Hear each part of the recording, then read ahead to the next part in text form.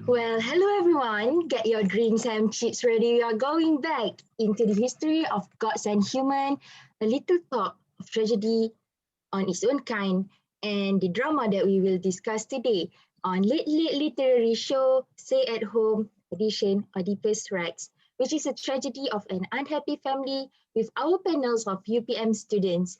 Introducing Syazwin, Siti Nurhaziqah, Mohamad Firdaus, Liu Xuyang, Nur Alia Amirah, and Rachel. Um, I think we all love UPM as much as I do. So before we start, let's give this drama a good recap. Okay, so before I start, I would like to inform everyone that um, the the script for this drama is already in our group, our class group. So you guys can refer there. So let's start. So Oedipus Rex. So Oedipus is the name of the king, which Rex means king. So how this story kickstarts? By when Oedipus Rex defeated the Sphinx by answering the riddle. So not everyone can answer the riddle, and then suddenly he can answer, and then he become the king of Thebes. So then suddenly one day Thebes become very infertile. The land cannot grow crops, and then people die because of the plague, and women die during child labor, or they give birth to still babies. So this make people anxious, and they start to see Oedipus, who ask him to help them with what is going on. So Oedipus then sent his brother-in-law, Creon, to seek the priest to help things to get to normal. So when Creon go to seek for the priest's help uh, to get prophecy from God, Apollo himself, he went back and he was very angry because um, the misfortune that happened to Thebes actually caused by the person who killed King Laius, who was married to Jocasta. Okay, so King Laius died, so Jocasta got married to Oedipus. And then that person who killed King Laius was the cause of all these misfortunes because he is still living free in Thebes. So then Creon hinted that actually Oedipus is the one who killed King Laius, but because King Oedipus is in denial, he then sent Tiresias, who is a blind prophet, so he is blind, to foresee the prophecy and to see if he can see who is the murderer of King Laius. Then Tiresias himself saw Oedipus as the murderer. So now Oedipus is in a very deep denial, like because why would he kill um, King Laius? And then the prophecy itself said that the man who killed King Laius is King Laius' own son, and then his King Laius' own son will then get married to their own mother, and then will carry children from the same womb that the murderer was born. So of course, he refused to believe that it is him who killed um, King Laius because it is very disgusting. You know, it's incest to have um, ding ding ding with your own mother. And then Queen Jocasta came in and said that when the prophecy came, Queen Jocasta and King Laius give their son to a shepherd and then to a messenger, and then they asked the messenger to throw away the baby in the mountains to be left to die, and then um, a shepherd the baby and give it to the king and queen of Corinth. So king and queen of Corinth raised Oedipus, not knowing that actually this is the boy who will fulfill his own prophecy. So at the end of the story, Oedipus finally believed the truth, and Jocasta murdered her own self. She took her own life. And then Oedipus took out his own eyes. And then, because he got his own two eyes, if you read the story. And then he asked Creon to send him away from Thebes to fulfill the prophecy. So that is the summary of this story. It is really tragic. There is nothing happy in this story. So I think I would like call our first panel today, Liu Xuyang. Maybe Liu Xuyang, maybe you can light the way into the setting of this drama. Please welcome. Okay, thank you for such an introduction. Hi and a very good morning to all of my fellow panels and also the audience. My name is Liu Xuyang and I will be shedding light upon the setting aspect of very much known drama that is Oedipus Rocks. Without further ado, I shall begin now. The general setting of time is ancient Greece and the general setting of place with the transition of flashback and the current time is Thebes. First of all, I would like to talk about the time setting. In the drama, the setting of time happens during the 5th century, otherwise known as the Golden Age of ancient Greece.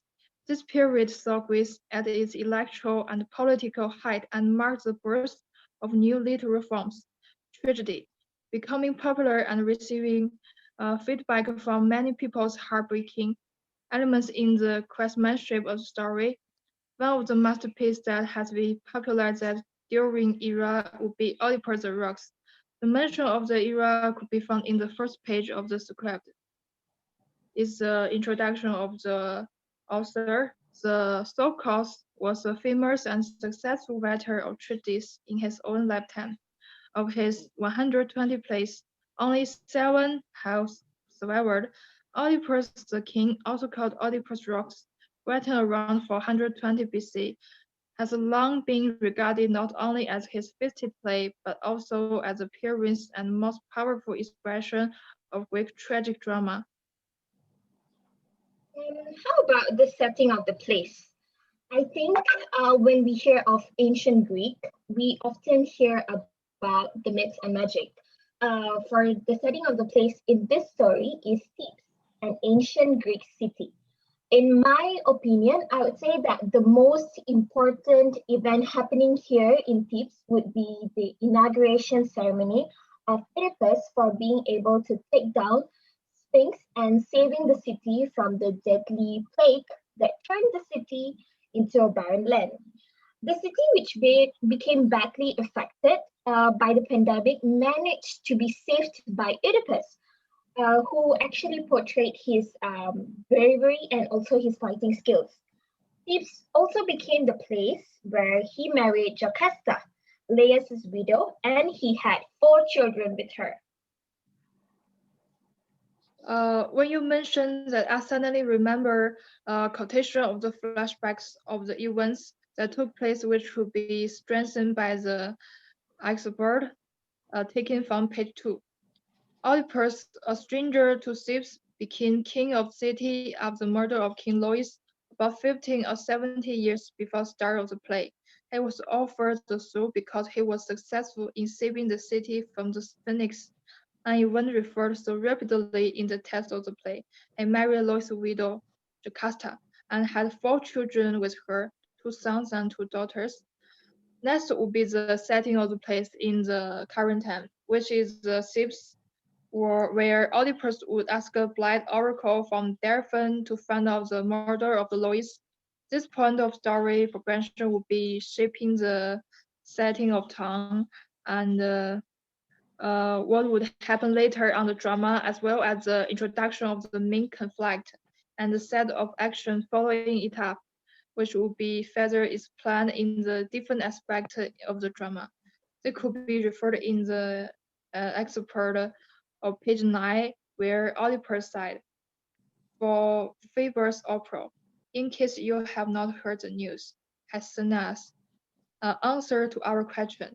The only cure forces inflicting pestilence is to find the man who murdered Louis and killed them, or else expel them from this land as exiles. So do not withhold from us your prophesies." Concluding my part, I believe that a well-built and cohesive story stems from a vivid picture of its storytelling setting, which the drama has excelled in. The importance of systematic design to a story aimed to make its overall impact becoming much stronger, which would make the message of story to be clear. These are all for me. Thank you for lending me attention. you, Liu Xuyang, for your explanation. Is our audience okay? So I believe that this story is now more clearer, especially for the settings of place and time, because this drama occurred very long time ago. So now let's move on to the theme of this drama. For me, I actually believe that we will discuss a lot about loyalty, family, and those kind of stuff that is related to Oedipus' action. Because in this drama, we'll see how Oedipus always make reckless decisions when things does not go in his own way. Because he truly believed that he himself is a very noble and heroic king. So um, I think I would like to invite our beautiful Miss Alia. Maybe Miss Alia can share about themes of this drama. All right. Thank you to our lovely moderator, Miss Asmiatun. So to answer your favor, the one interesting theme that I want to highlight today is the guilt and shame. But before we proceed with guilt and shame, I want to explain a little about the guilt and shame. So basically, the guilt and shame is a feeling of responsibility or remorse for some offense, crime, and wrong, whether it is imagined or real. This theme has been represented distinctly by the main character of this play, which is Oedipus, the new king of Thebes that has saved the nation from the curse of the Smanks. So, in the Oedipus Rex play, how tragic it is that the Oedipus, who has been known for his swift action, intelligent insight, actually lives with the guilt and shame for doing an action that is unforgiven to the country and breached two of the most extreme and severe taboos of civilized society. But before I jump into the taboos part, the one that is the most interesting in this story, I will first explain Oedipus' guilt towards his own ignorance. So in the story, later he will meet Teresia, a blind soothsayer of Thebes, and that is when he realized that he himself is the man, the killer that he's looking for. Tyria has had told him in page 10. You can check it. I said that you yourself are the very man you are looking for. Reveals here that the fact that Oedipus is the one who killed King Laius, but since his guilt and fear started to cripple him, he kept on denying the message from Teresia, and worse, Oedipus accused Teresia a liar. Next, moving on to the greatest issue, the first abuse that Oedipus has done was committing a murder. So Oedipus was guilty for killing King Laius, the late king of Thebes, whose death caused Thebes to be in curse.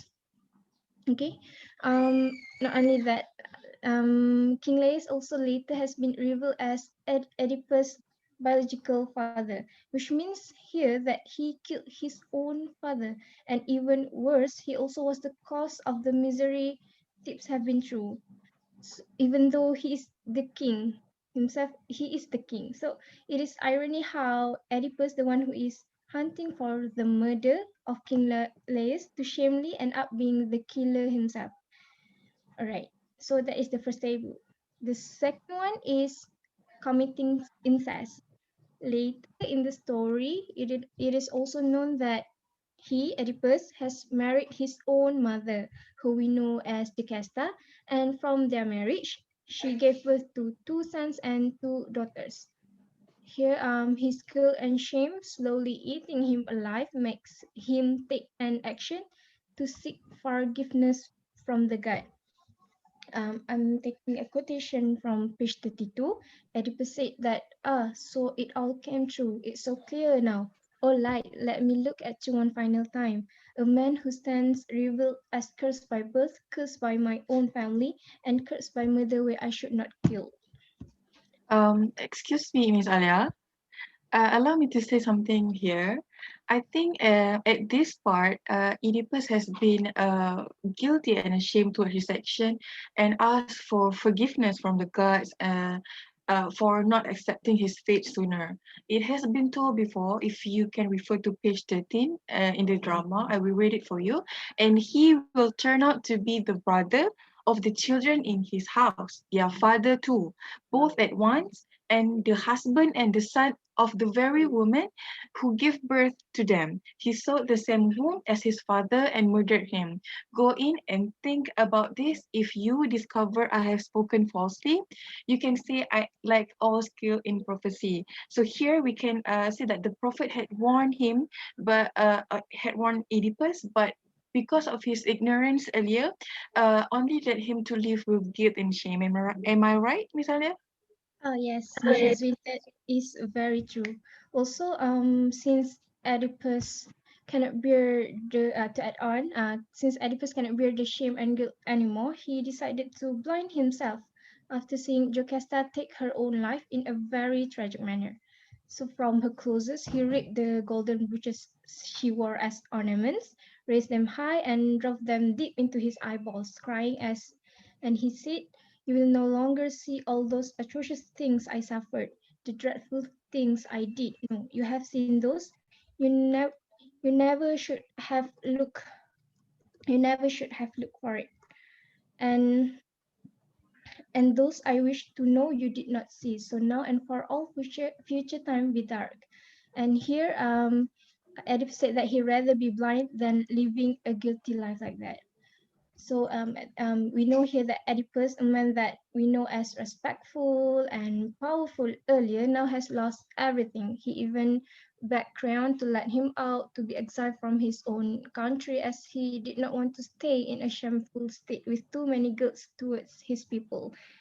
In page 37, Oedipus said, "Cast me out as quickly as you can, away from Thebes to a place where no one, no living human being will cross my path." Okay, so I believe the taboos committed by Oedipus has found its own punishment, and tragedy by tragedy happened to Oedipus, showing that the theme of guilt and shame is proposed in the Oedipus Rex play. So this. Thank you, Miss Alia, and also thank you, Miss Syazwin. Throughout what has been discussed, we can see that Oedipus is unfortunate to run away from the crime that he was told that he would commit. Whatever happened, he will commit that crime because it is part of prophecy and you cannot run away from prophecy, right? So it's kind of pity for Oedipus to went through that, but it is also for him wrong for him to run away from his own fate. So I think we can discuss more about this from other perspective. So I would like Ms. Syazwin to elaborate more on the point that she gave just now. So thank you, Honorable Moderator, Ms. Asmiatun. So I would like to say that I actually agree with the theme that Ms. Allia had mentioned just now, which is the guilt and shame. I think this theme was portrayed clearly in the play, in many events actually, and also from the traits of the characters in the drama. So the characters, you can see, face a huge feeling of guilt and shame of something that they were unaware of. So beside the character Oedipus that Alia had mentioned, I would like to highlight another character that can be closely related to this theme, which is Jocasta, Oedipus' wife.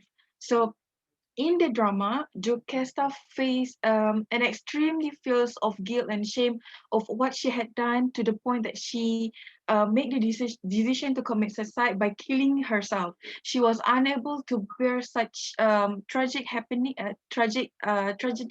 happening to her and to her life.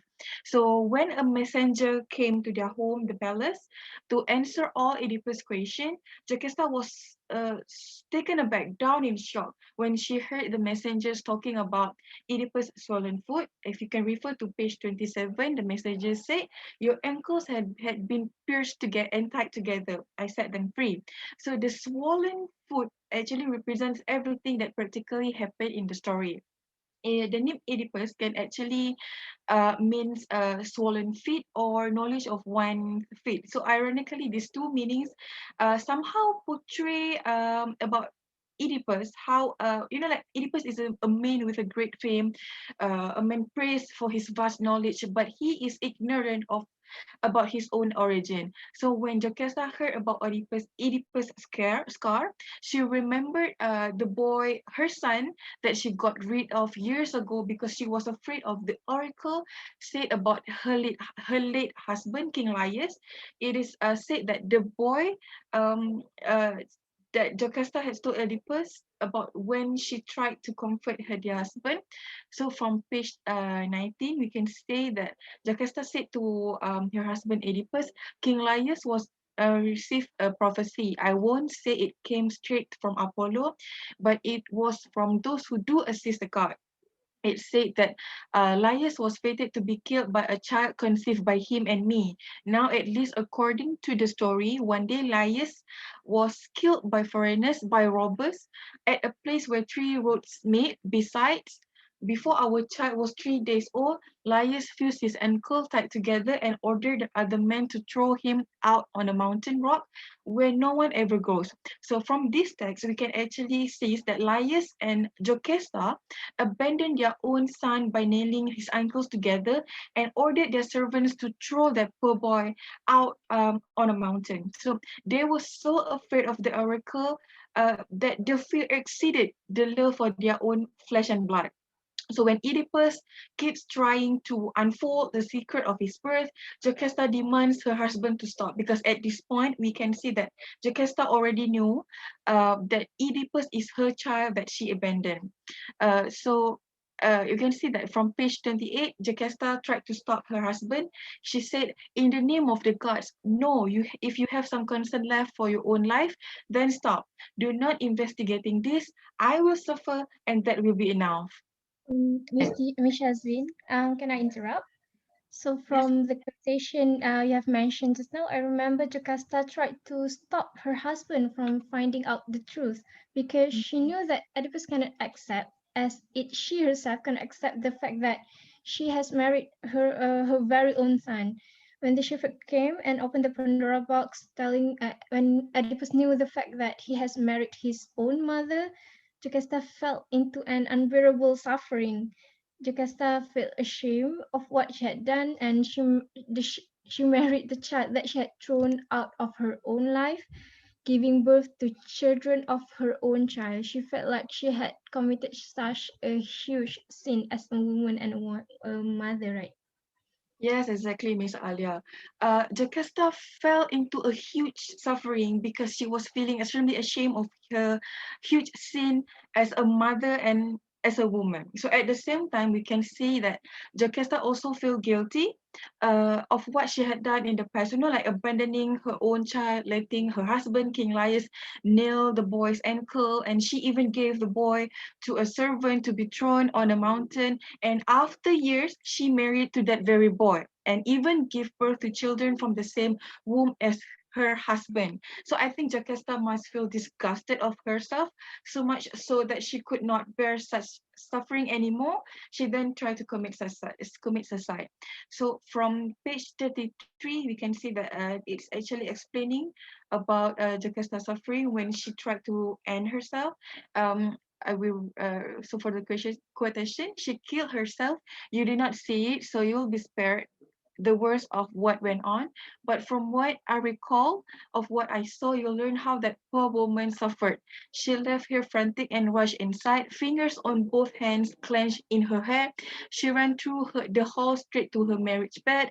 She went in, slamming both doors shut behind her and crying out to Elias, who's been a corpse a long time now. She was remembering the child of theirs born many years ago, the one who killed his father, who left her to conceive cursed children with that son. She lay mourning in by the bed, where she, poor woman, had given birth twice over from a husband, children from a child. How she died after that, I don't fully know. With a scream, Oedipus come bursting in. He would not let us see her suffering. So from this text, actually explaining about Jocasta's suffering when she tried to end her life. But I personally think that Jocasta and Oedipus have not completely committed a crime because they don't know that they are related to each other. But I think Jocasta was being punished for her past sin for abandoning her own son, the one who came from her own womb.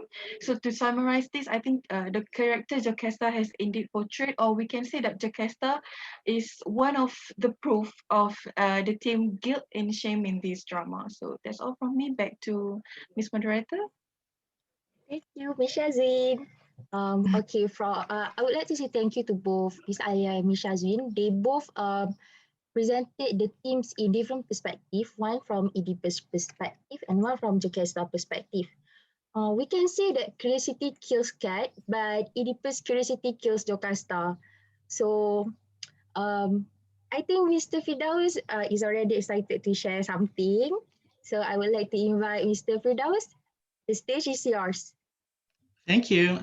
Okay, first of all, I'd like to say something. I've always been a fan of this show. So when y'all actually asked me to be here as one of the panels, I was just like, oh my God, this is like a very exciting experience. So I want to be here. So thank you so much.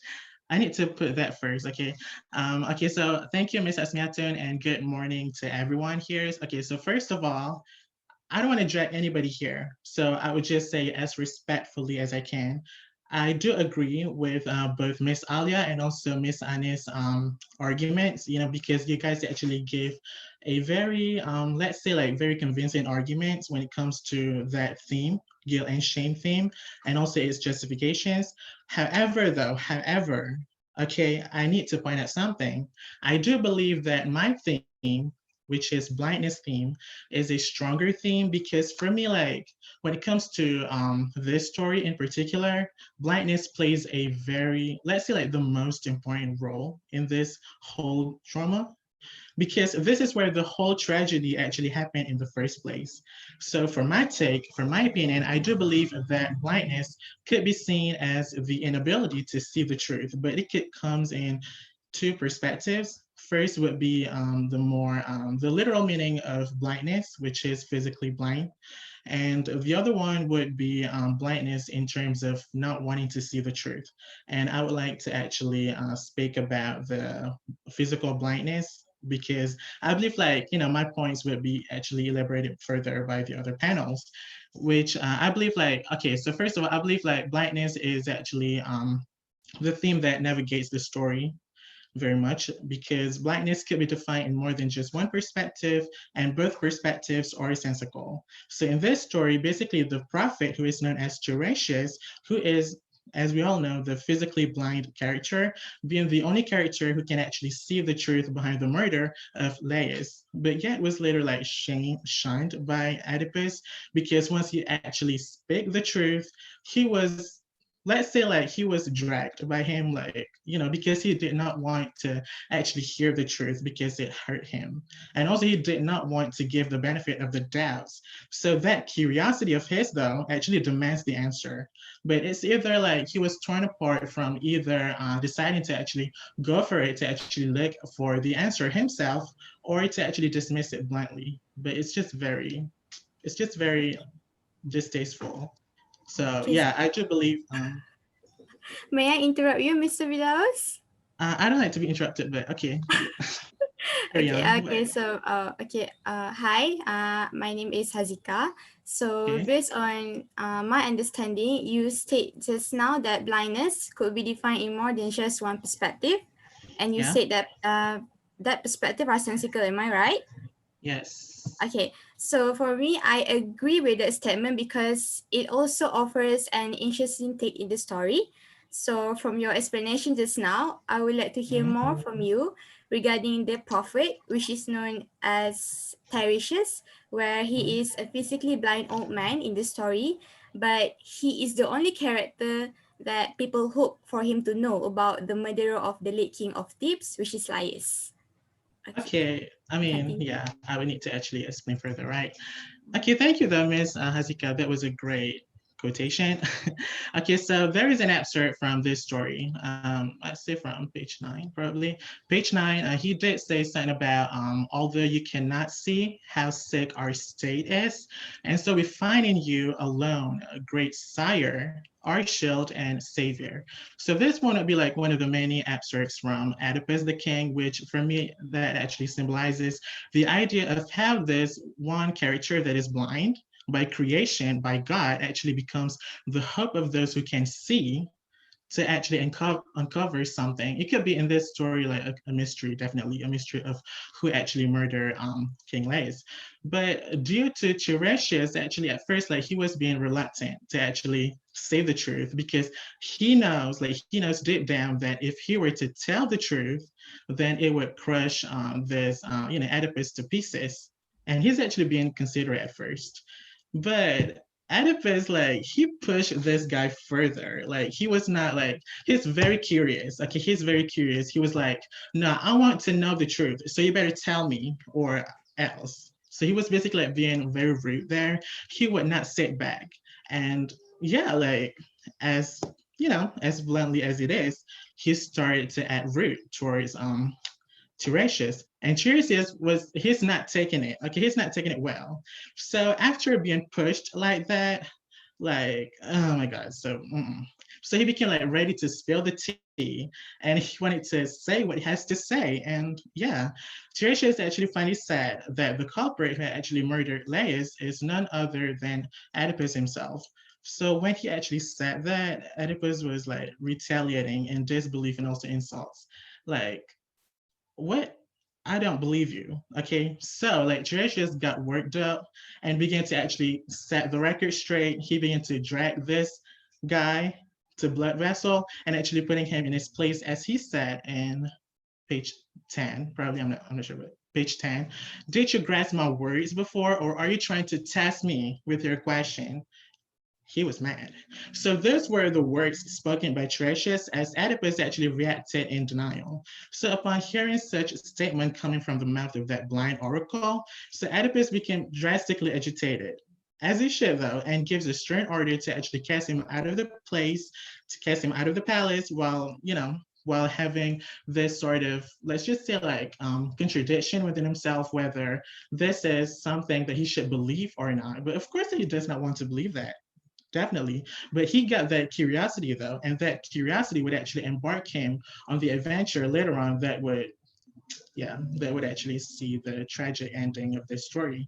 So, but we need to bear in mind though, that despite Tiresias being a man who's physically blind, he actually knows the truth would not be reciprocated well by Oedipus, as I said earlier, because he was being considerate. And he actually tried to actually like avoid this, but he was being pushed. So what can he do actually? So that's why I do believe that this is a stronger theme, because not only does Tiresias becoming the reason for Oedipus to actually look for the answers, because he's very curious about that, but I also do believe that the setting of pace of this story basically, and also the overall progression of the story are actually finding emotion, because the main conflicts are coming in here, and the overall progression of the story has already been waited for by the audience, because this is where the part where the whole thing is actually finally taken into its central stage. So that's how I see it. Thank you. Yes, Mr. Firdaus, that was a crystal clear explanation. Where I really like the idea of this theme, which is blindness, as what you have explained now, because it is also one of the crucial theme in the story. And I actually really like how this theme, which is blindness, could affect the ideas of truth on the horror event that happened in the story. So I totally agree with what you explained just now, because the prophet, which is known as Tiresias, he is a blind person since the beginning, but he is the only character that can know the truth regarding the murderer of the late king, which is Laius. Yeah. Yes. Mhm. Yeah, I too have something to say. Actually, after Mr. Firdaus' explanation, we can actually see that everything that Oedipus decide, like I mentioned before, that he always make reckless decisions, right? So every decision that he make is actually like a chain reaction, a dominoes effect even. So when he make one decision, it will be followed by another consequences, and every time it will only get worse than before. So I think it's also interesting how Mr. Firdaus put blindness as a theme, because if if you don't really focus on the text really well, you would just see that okay, Tiresias was just born blind. That's how Yeah. God created him. But actually, it brings so much more meaning than just disability. Sorry for taking your time, Mr. Firdaus. No, no, I But mean, like, I do believe in that. I mean, like, we need to actually say it in a deeper not just like from the surface, but also from how it's actually, like the deeper ones. Like, we need to say it deep. Can I? Is it my turn? yeah, Right now? sure. You Okay, can good. continue. Okay, I mean, yeah. Thank you, Ms. Asmiatun, though. That's a great one. I mean, I do agree on your take. So reverting back to Ms. Azika just now, I mean, I'm not going to leave you alone like that. I do feel the same with you, though. Okay, can I ask you something? Because you did ask me something like, Yes, okay. sure. So since you agreed on me on my prior opinion, so when I say that this story actually has two perspectives, and you actually see it in a different perspective. So can I actually hear like a more detailed take on that perspective? Because I do have that, curiosity in me, like wanting to know that. Can I? Of course I Okay, can, sure. right? Okay. Yes. Okay, Of course you can. okay, since I agree All right. with okay, since I agree with Mr. Firdaus, where the theme of blindness. Okay, so in my point of view, I see this theme, which is blindness, as in the inability to see the truth for those who are physically sighted, meaning that for those who can see, which is the opposite from the character of the prophet, which is Tiresias, where we know that he is a physically blind old man since the beginning in the story. So as we all know that in Oedipus Rex, the character display different kind of sights. And I think to relate with this theme, which is the inability to see the truth for those who can see, I think the most relatable character that I can relate is Jocasta, as what I think Miss Shazzy has mentioned as well in the previous theme, where Jocasta, she is the mother and also a wife of Oedipus. Well, in the story, we know that Jocasta is trying her best to comfort Oedipus because he received a prophecy from the prophet saying that he is the person that killed his father and married to his own mother. Okay, so we know that from here, Jocasta is desperately trying to hold the secret to everyone, including Oedipus. So we can see that in this, we can see this as an evidence in the dialogue on page 25, where Jocasta said that, why should a man whose life seems ruled by chance live in fear? A man who never looks ahead, who has no certain vision of his future. It is best to live haphazardly as best one can. So based on this dialogue, it really shows that Jocasta don't want Oedipus to live in fear, where she want Oedipus to live his life as best as he could. Okay, so however, in the story, Oedipus insists to learn the truth because Oedipus is not convinced with the prophecy that he received from the prophet, which is Tiresias, because Oedipus thought that the prophet is making accusations towards him in order to take him down as the king of Thebes. So until one day, the messenger from the Corinth arrived at the palace. He informed everything to Oedipus. He said that he found a baby where the baby condition is where he is in a dying state and his feet is pinned together. Okay, so from here, he also said that King Polybus and also Queen Merope are not Oedipus' biological parents, as he gave the baby to them as for them to raise. Okay, it is also for a gift to them to raise the baby. So from here, Oedipus know that King Polybus and Queen Merope are not his biological parents. So the moment when Jocasta hears this conversation, she know that she has been married to her own son, and she already knows the truth before Oedipus does. But then in this scene, Jocasta didn't inform anyone, including Oedipus, even though she already know the truth. So from this scene, it shows that Jocasta is physically sighted person, but her heart is blind to the truth because she intentionally rejects the truth in the story, which portrays in the story. And we know that Jocasta is intentionally blind yet she still has the gut to live in a peaceful life while holding a terrifying secret within herself. But I think, in my opinion, Jocasta is trying to keep the secret to herself because she want both of them, which is herself, Jocasta, and also Oedipus, to escape from the fate, from the terrifying fate, and also as one way to protect Oedipus from any harm in the future. Okay, so but at the end of the story, we know that Jocasta takes her own life because she can no longer bear with the truth. Where what are the prophecy that have been mentioned by the prophet, which is Cyrus, has slowly proved that Oedipus is the one that killed his father and married to his mother. And as evidence, we can see this in the dialogue on page 33, where Jocasta murdered herself. The second messenger stated that, then we saw her, she was hanging there swaying with twisted cords roped round her neck. And I think this situation has led to a theme of blindness, as in the inability to see the truth. And it is also a symbol of avoiding the truth, including the refusal to admit and accept the reality of their life. Yeah, I think this is from my point of view. As for the theme of blindness, which indicates the inability to see the truth for those who are physically sighted in the story. Yes, that's from my point of view. Well, Okay. that's beautiful. Thank you, though. Thank For you, me, like Azika. what you just said just now, it was a very beautifully crafted explanation because I've always known that this story always has like two perspectives, and I should also see it from both perspectives. And I kind of see it, but at the same time, I was like, I'm not sure about the explanation towards it because it's always a little bit ambiguous in a sense. But now that you've actually put it in such a wonderful state of explanation, now I can see it like much more clearly. And it actually screams to me how amusing actually like the author, like Sophocles, is it his name, like Sophocles?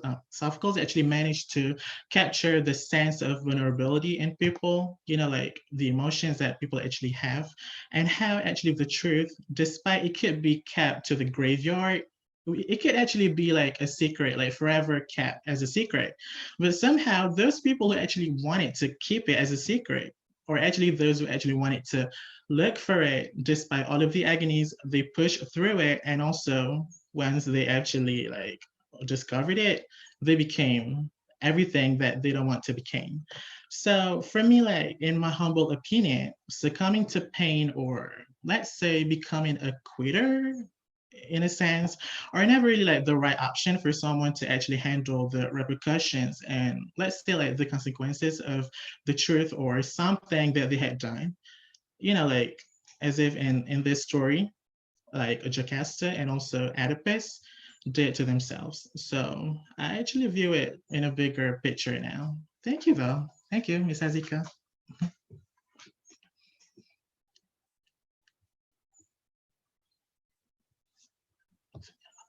Madam Moderator? Miss Yeah, Moderator, back to moderator, you. like, Yeah, back to you. please ask me, like, you're on.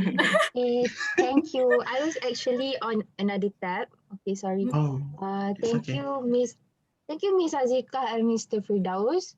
That was actually interesting for the topic and theme for blindness. I would like to quote something from the story, which Mm-mm. I don't have the page because I just quote the line. It says that Oedipus himself said that, why should I have eyes where there was nothing sweet for me to see? That is actually very tragic because, you know, when you were told to have a fate that is not interesting at all to live in, and then suddenly you have to witness it all. Me too, I would gosh my own eyes, even though I have 4 eyes already right now.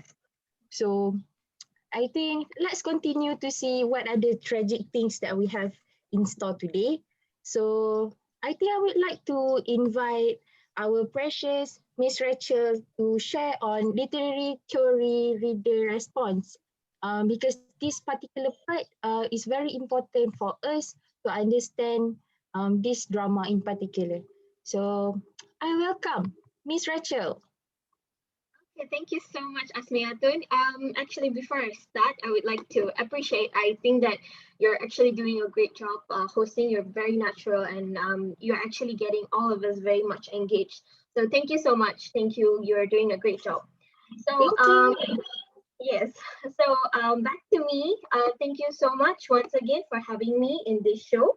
I will be explaining about the reader's response actually after reading this story.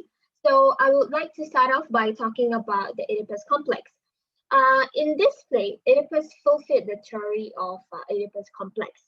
So how do I put it in saying that though he completed this complex, even Oedipus did not have the desire to kill his dad and marry his mom. Okay, like basically no one would even have that desire to kill your dad and then marry your own mother. That's disgusting, like to be frank. And he gouged out his eyes and put himself on self-exile once he found out the vile sins he has actually committed. And I think that I believe that Oedipus complex is no longer valid in our society today. So you come to think of it, if the Oedipus story was you, would you even tolerate with your life? I don't think so. Any one of us can. And in this, not only it's an illegal thing to do, but it also causes a lot of increase in disorders with your children. Like we have read a lot of news which says about you marrying the same blood people. It can cause a lot of confusions in your pregnancy. And in addition to that, people in society usually don't really marry, and they actually marry people of the same and near equal age. This reduces the chance of marrying one of your parents, even if the world is ending or even by accident. So, continuing answering one of the question, like why the tragedy unfolded. I think that this entire tragedy is extremely ironic in the sense that the play actually could have ended after a few pages. Like from the start, Oedipus wasn't so hot-headed and bash. He would have been actually be able to figure out who the culprit is, which was himself, to be honest. Like he was the culprit. And Creon and Tiresias were able to work out using the evidence that Oedipus was the killer of Laius. In addition, multiple people were trying not to tell Oedipus the truth because they know it would actually crush them. Yet Oedipus forced them to answer through threats and torture. And in my opinion, I would say that the most ironic thing of this play is that Oedipus brought his damage to himself. The analysis of Oedipus that I will be concluding, and another part of the story that readers actually have different opinion is on Oedipus' attribute. In certain cases, if you really notice, Oedipus appeared to be having a very superb leadership skills, and his skills that he had actually set him far apart from many other leaders that we have seen so far. But under pressure, Oedipus's quality went from good to bad.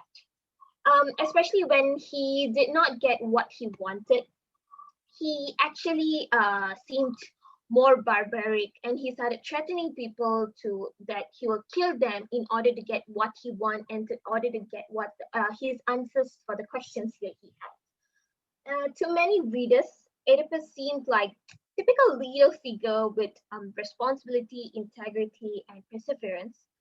But to other readers, Oedipus has the quality of a weak figurehead, taking the place of a king.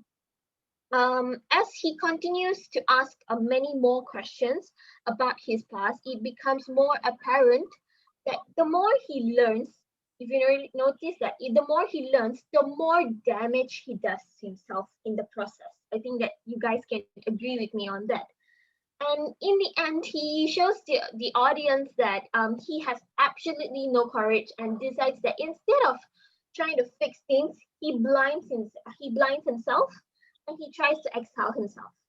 So to many, this shows that he has a weak characteristic when he's under pressure, but otherwise, Oedipus represents the qualities of a true adventurer and overall an intelligent character. Yeah. I'm sorry for adding on, but I think in Oedipus' tragic flaw was his pride. Oedipus' pride made him ignorant, and for example, after speaking to Teresa, Oedipus fails to accept that he is the killer of his father. Also, throughout the whole play, Oedipus fails to realize his connection with Jocasta and Lois, his birth parents.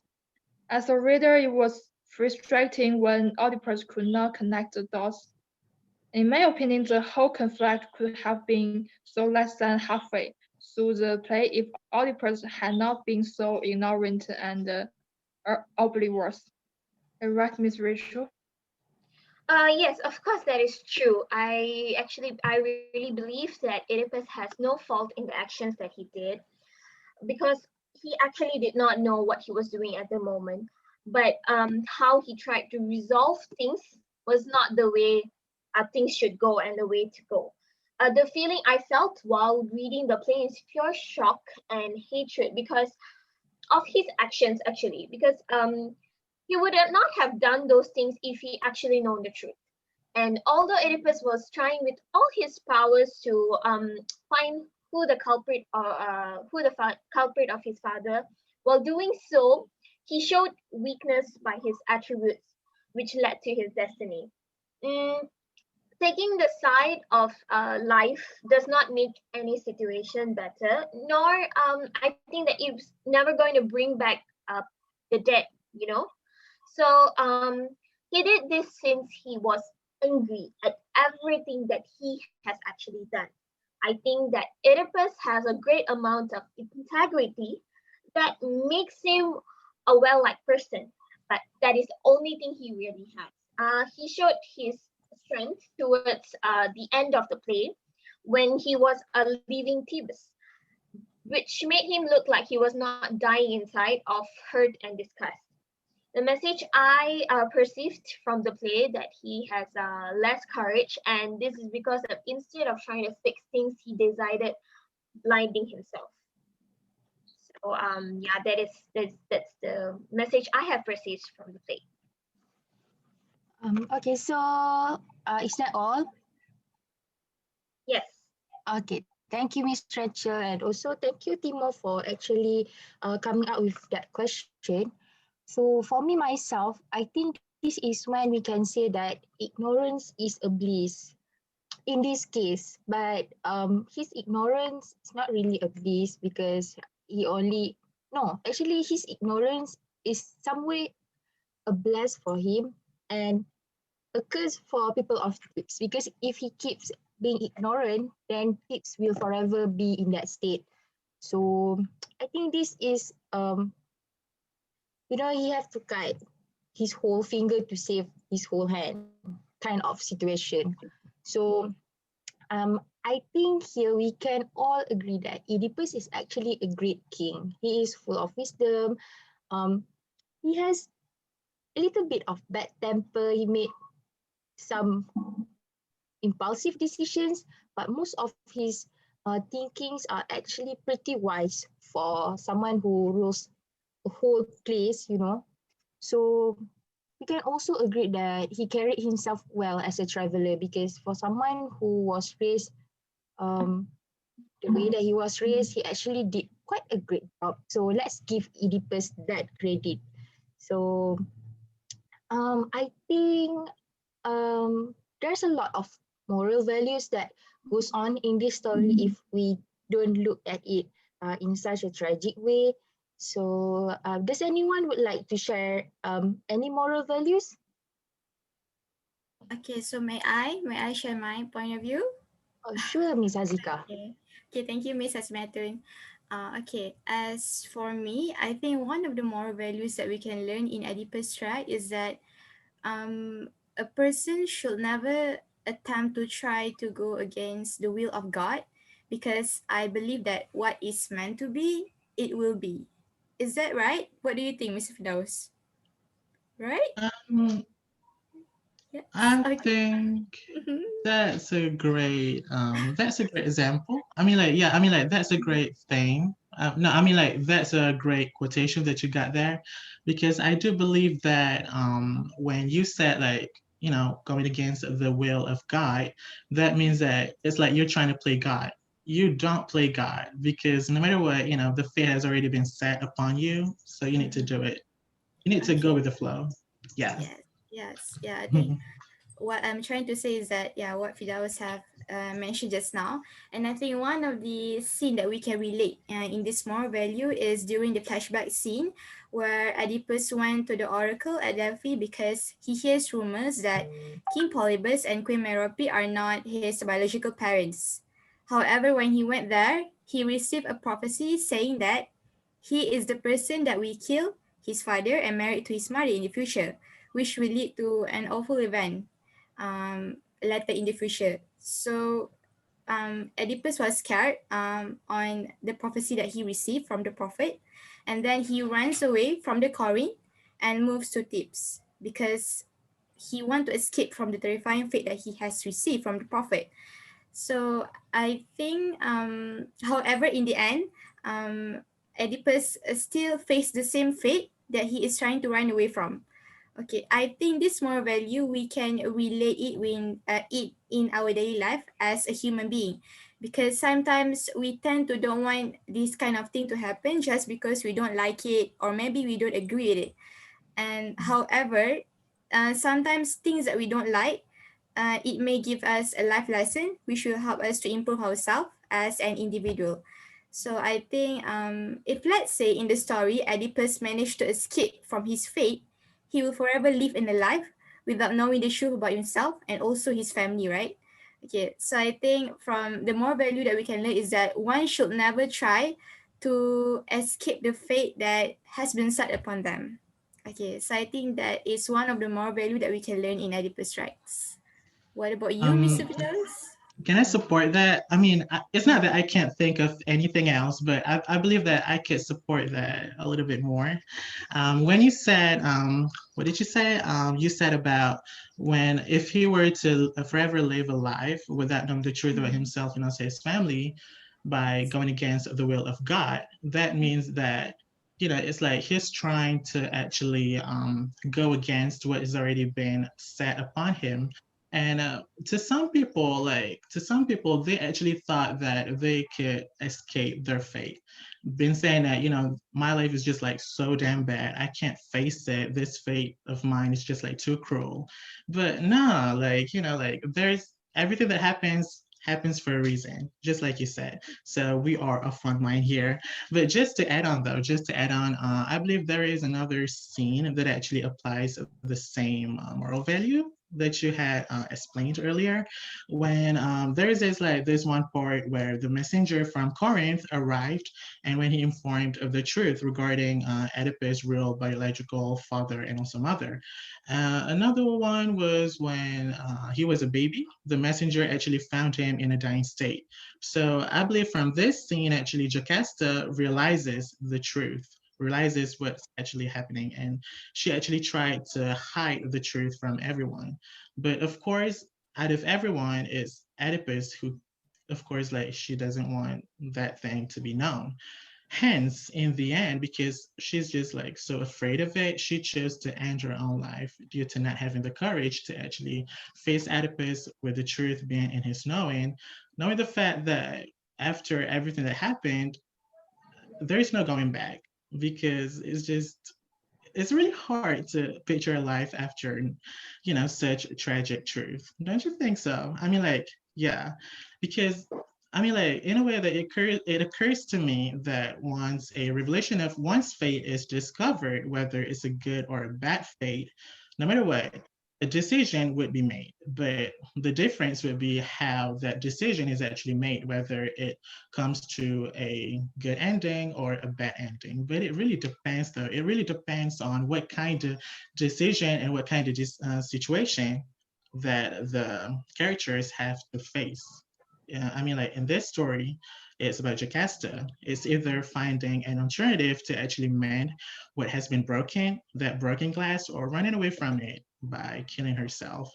So in this story, in this particular situation, Jocasta's character actually committed suicide, as we all know, as the path for her to actually escape the life after knowing the truth, and also after knowing that there's no turning back from what had actually happened, being the only reasonable decision left for her to make. That's very sad, definitely, but it's understandable at some extent, I do believe. That's all from me. Mr. Firdaus, actually from your Yeah. explanation, there's something that quite rings a bell in my head. Okay, carry on. You know, when you say that, like Mhm, even for us, our life is mhm. fated. Like, we are all fated to be TESOL students. We are all fated to have class today. We cannot run away Yeah, from that, except for we can make decisions. So, like, this yeah. is our decision to be in our class today. And I mean, we all know there's our friend who just come in Zoom and turn off their camera and microphone and then went back to sleep. So that is how decisions are made. So some of us make this, everything is fated, but then how we carry ourselves to make decisions can actually change the fate to be a good thing or a bad thing. Maybe if both Jocasta and Oedipus actually, you know, takes responsibility on the fate that is upon them, maybe the Mhm. ending would not be so tragic. There's no need for Yeah. Jocasta to die or It's all Oedipus to go it's blind. all because of the decision. But we can't really say it like that though, because their fate is already like tragic as it is. But I do believe that a better decision could be made there. And, But it's very and then hard to suddenly everyone say. is saying they're still here. Thank you for being here. Okay. Mhm. All Okay, right. I I mean, think yeah. let's pass the mic to Miss Syazwin. She is excited as well. Okay, like she's Oh, wanting to talk. Okay, all come right. on. Okay, that was wonderful, Come on, Miss Miss Girl. Moderator, Yes. and Mr. Firdaus, and Miss Hazika, and everyone here seems to be very focused on what we are talking about right now. I But don't I even know think it was why. very, like amazing how Mr. Firdaus and Miss Hazika always end up with the same understanding. Is it destiny? I don't Oh, even know okay. why. Is It's there like anything? that connection, telepathy or something. I don't Yes. know. Mhm. Okay, something going on between these two, okay? Oh, no, But no, no, yeah, I don't even just know. kidding. All right, okay, but that is actually a very good moral value that we can learn from Oedipus, right? Miss Hazika and Mr. Firdaus. But I would like to share another moral value that I have actually reflected a lot, which is arrogant leads to downfall. So we can see from this story, the one who is arrogant is Oedipus, right? So we can see that Oedipus become arrogant after his success in defeating the cruel singer Sphinx, because he strongly believed that he can save his land once again by just simply finding the murderer. But as we can see at the end, um, he even pushed away his loyal kinsman, Carrion, because he was so confident that he could solve everything, every problem on his own. But as we can see, everything ended up with a tragic tragedy. So actually, we can take this as a reminder for us to not be arrogant when we achieve something so great in life, because it is okay to be proud, but Yeah. never forget that we are human after all. We all make mistakes, and we will make mistake in the future. We will never perfect. So always remember to stay humble and appreciate people around you, especially the one who cares about you. So that's all from me. That part. Um, Okay. You take the cake now. you know, okay, okay, Mr. Dawes, is there anything you want to say? Oh no, nothing, nothing. Like, Okay, yeah, okay, carry on. I was just okay. mm, So in that case, you know what, Miss Syazwin, I think I actually really agree with you because as we can see nowadays, everyone wanted the power. Everyone wants to be the one who is on the top, right? Yes, But we exactly. mm, really should not be arrogant because it will lead us to a very great downfall. Not only the example that Syazwin has given just now, Oedipus also shows his arrogance towards Tiresias. When Tiresias reveals the truth that Oedipus is the killer, he mocked the prophet for his visual impairment, saying that you are a blind man, so whatever you say might will be a lie because yeah, he's blind. So he mocked the prophet for his visual impairment. And also Oedipus, he also goes against Creon. Oedipus calls Creon a traitor. He says that Creon persuaded him to send for the prophet Theresia to find out who murdered King Laius. He thinks that Creon and Theresia are plotted against him, saying that he was the one who murdered the king. Oedipus believes that Creon did this so Creon, could be the next king, the king. But Oedipus' arrogance only ate him alive as he met a very tragic ending. Therefore, I think we should always be humble and accept advice from others too, because our ego might blind us from seeing the truth in life. That is Yep. not good right now. Of course. Very sorry, Firdaus, you want to I say mean, something? no, I don't want to say something. Just carry on. I was just, oh my God. Yeah, carry on. Miss Rachel? Yeah, just say something. Something to say. Okay. Then I would just continue. I strongly agree with everything that you guys have said, because I think that at the end we can actually conclude that we can roughly come into an agreement that the moral values that we have concluded is similar to everyone's perspective after reading the story. And I would strongly agree, and I would say that we actually should implement these moral values into our lives. Like, as we are actually all still learners, we are not even close to actually see the real face of the world out there. Like we are still in our comfort zone. Like, since we are doing this online, we are actually in our home, in our comfort space and everything. So we are yet to actually face the real world out there. So I would say that each and every experience and each and every thing that we gain and learn along this journey, let us never be arrogant, or let us never be pride, thinking that, oh, I've achieved this, oh, I've gained this much experience, I am better than her, I am better than him. No, it's not like that, because you will never know, and you will never be able to measure how much of knowledge and experience you have compared to others, just because they are quiet. Like example, like if I am like in social active in social media, keep on posting, oh, I'm doing this, I'm doing that, I'm doing this, and there's another person out there who is actually doing more than me, just that she's not sharing it in social media. So I should not let pride or agony take place in my life, saying that, oh, I'm doing better than her, because one day I will realize that, oh no, I was never enough in the first place. Get what I mean? So it's like we should always learn to humble ourselves, as even Shazi told us earlier, that we should humble ourselves so that we will know that there is beyond many more things that we are yet to learn. And humbleness and leaving aside agony and arrogance, might always help us to never face a downfall like Oedipus. And adding on to that, I think that as we are going through a pandemic right now, I think that whatever the circumstances might be, let us never ever forget that God is in control of everything that is happening around us, and that nothing falls beyond out of His plan. There is a plan Amen. that is set above us. Yes, there is a plan set above us. We might not know where we are. We might feel that we are only in the first step, but we might actually be on the ninth step, and we're almost there to reach the plan that He has set for us. So never give up. Never, never, whatever the circumstances, however the hardship is in your life, don't give up, because whatever you're facing right now is nothing compared to whatever that the others are actually facing. And God never puts you in a situation that you cannot handle. He knows your capability, He knows the ability and the strength and the willpower you have to fight it.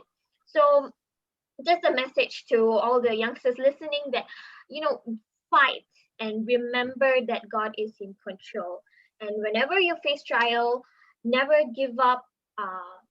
Do your prayers. If you don't do your prayers, it's fine. Have faith in life, have faith in yourself. And despite everything, I really hope and I really know that His plan will work for you at the right time. in just his time. So yeah, this is my my say about after reading this story. So how about you, Timo? What do you have anything to say? Yes, I think I feel the goodness of this classical work. Now it's translated as Oedipus King, the greatest tragedy in ancient Greece. Above all is the gods, and above the gods is fate. Oedipus' actions is to escape his destiny, lead to tragedy in the end, which is his greatest tragedy.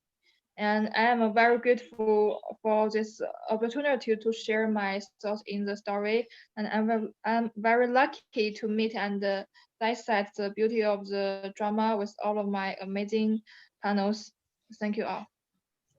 I want to take this moment, like, okay, sorry. I want to take this moment to actually say something.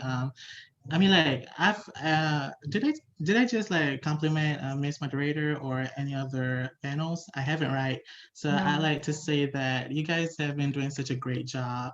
I'm so blessed to be actually invited here. Like next time, like invite me some more, like because I love this whole thing. Like this is just everything that I love. Okay, that's all.